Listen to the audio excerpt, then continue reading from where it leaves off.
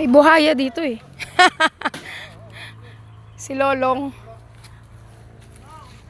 Sabi ko may buhaya, si Lolong.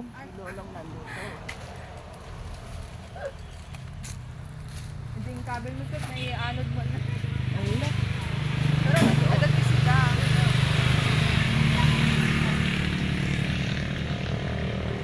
Magpanungkit ko.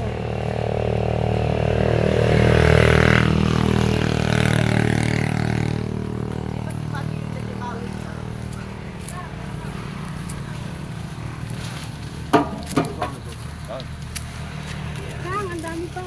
Wait lang. Ito po yung nakuha namin. Mga patay gutom sa mangga. Iangat mo konti. Nakailan na pala ikaw ng bobo, kuya? Sino?